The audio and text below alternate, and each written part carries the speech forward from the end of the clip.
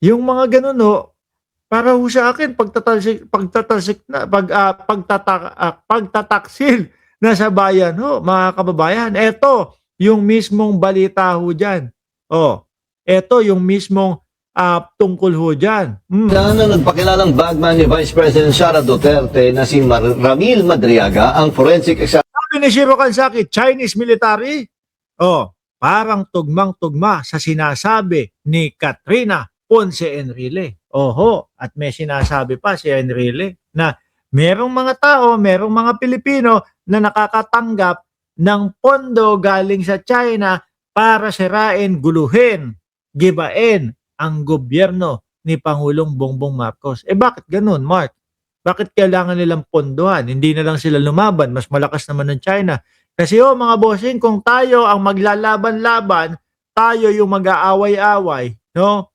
Eh, sarili natin, sinisira natin. O tapos kapag kakita ng China, mahinang-mahina na ang Pilipinas, sige, atake na tayo. Simple. Di po ba? Tayo, mga kapwa natin mga Pilipino, ang nag-ano sa atin, ang Tomb Raider sa atin. O biruin mo, ito, may mga Chinese submarine pa na papasok sa Bataan. examination ng NBI sa tatlo niyang cellphone na nasa kustodiya ng korte. Malaking banta naman sa pambansang seguridad ang nasaksihan umano ni Madriaga sa Mariveles, Bataan ng pagdaong ng nasa 100 Chinese militiamen. Putik na yan. Kailan yun? Sadali lang.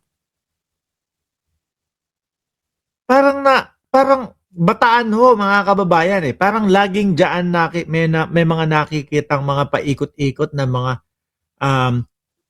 Chinese vessel ho eh, di ba? At ng isang submarina.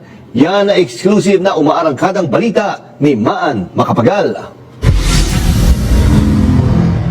Hindi lang ang revelasyon ni Ramil Madriaga sa paghahatid ng pogo at illegal drugs money sa mga politiko ang nalalaman niya. Isang revelasyon ni Madriaga sa kanyang abogado si Attorney Ramil Madriaga ang tila lumalabas na isang malaking banta sa pambansang seguridad. Ayon kay Palad, taong 2020 na makapasok si Madriaga sa isang property ng Biancham Holdings and Trading na pag-aari ni dating President. Okay.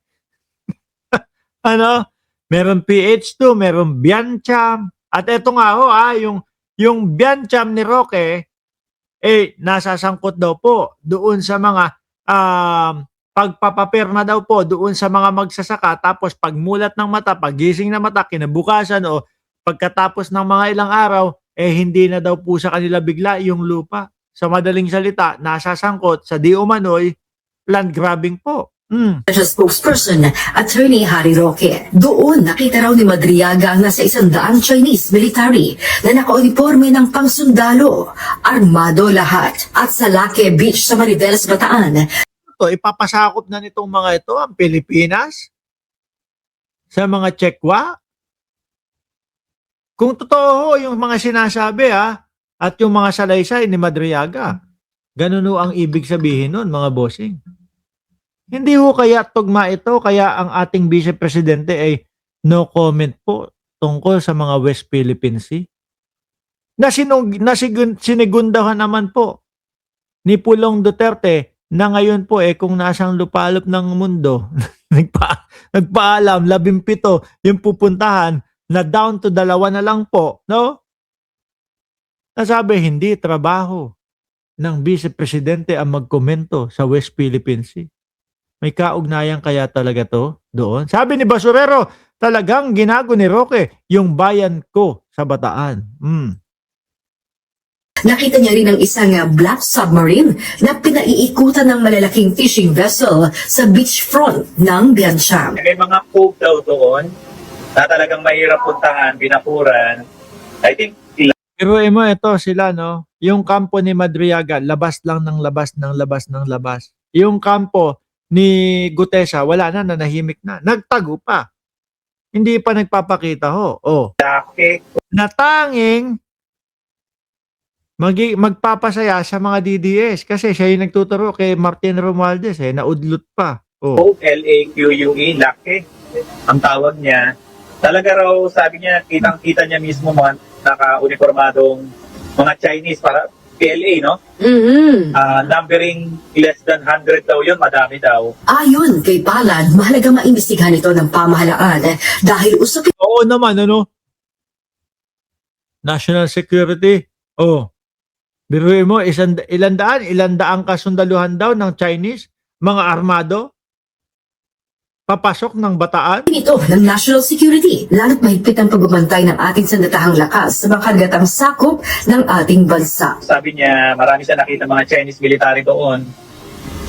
With or without photos naman, mabigat yung allegation na yun, di ba? Mhm.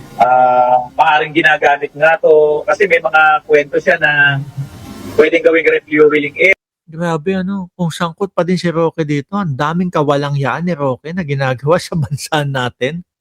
Kanina nabasa ko yung hindi ko lang nakita kung sino yung nag-komento nun. Sabi, si Roque babakla-bakla pala. Ang dami palang kawalangyaan. No? Area gagaw kung makukuha nila yon. Pero dahil nga dito sa pagdidemanda ng kaso sa ombudsman, natigil na yung proyekto na yon. Hindi na natuloy yung planong gawing yacht club ng mga POGO operators itong lugar na. Hindi naman nabago sa atin na yung mga Chinese paramilitary, yung Coast Guard nila, yung mga militia nila pumapasok sa mga exclusive economic zone natin, di ba? Normal Lagi na nagagawa, oh. na balita na yan na pumapasok sila na malapit na rito sa mga Totoo, di ba? Tapos ipagtatanggol pa ng mga DDS na mga vlogger. isla natin sa Palawan, etc. So, hindi na bago yan issue na pumapasok ang mga Chino sa atin. Mhm. At kung talaga nakakita si Caramil doon, Ang dating Pangulong Duterte nga, di ba, may mga ronda-rondang mga helicopter doon sa mga maliliit na isla. Oh, ang sabi, bato lang yan, buhangin lang yan, tubig lang yan. Pag pinabayaan mo yan, lalo na ito, mga ganid, mga boss chipa mo, sir. Oh, hinayaan mo. O sige, pinalagpas tayo, 1 kilometro. O bukas, subukan natin. 2 kilometro naman. Di ba? Di Bulacan niya. Oh. 2 kilometro naman. Ay, hindi pa rin tayo pinansin. Okay lang sa kanila. 3 kilometro naman. Hanggang sa, makita mo, nasa Maynila na. Rumoronda. Pero, hindi po uubra yun sa gobyerno ni Pangulong Bongbong Marcos, mga bossing. No? bigat na issue yan para sa seguridad mo. Ito aniya ang dahilan kung kaya't nais nilang mabawi ang mga cellphone ni Madriaga na nasa kustodiya ng Manila Regional Trial Court Branch 21 nang makulong si Madriaga sa kasong kinakaharap niya ngayon. Kaya hiniling na rin ni Madriaga sa National Bureau of Investigation ang forensic examination ng kanyang mga cellphone para ma-recover ang mga resibong susuporta sa kanyang mga revelasyon tulad ng literal. Yan ang gusto ko eh. May mga pumapasok na mga ganitong mga DDS eh. Di ba? Yes. Sabi ko kanina, mga boss chipa mo, sir. Ano ang sasabihin ng mga DDS? Mga tauhan ni Romualdez ang nagpatumba kay Yusek Cabral. Tanungin mo yan. Tanungin mo, boss, sige nga, bigyan mo kami ng patunay o bigyan mo man lang kami ng isang ebidensya na tutugma doon sa sinasabi mo na tauhan ni Romualdez yung nagpatumba kay Cabral. Walang hindi kayo sasagutin yan. Ano? Ganyan mahilig yung mga DDS. Malakas ang mga loob nila sa mga ganyan na walang ebidensyahan, mga bossing. Buti nakaabot ka. Patapos na ako. At least, nabuo ang araw ko. Biruin mo, mag-iisang oras na, wala man lang. O di ba? Grabe! Talaga, ang administrasyon ni BBM, puno na ng kasamaan. Malakas ang loob ng mga DDS na mga ganyan. Di ba? Kasi po, sila, mga nag-uutuan lang. Oy, salamat, Orion, ha? Umabot ka. Kasi 1 oras na din tayo. Hindi kumpleto ang araw ko nang walang DDS. Di ba?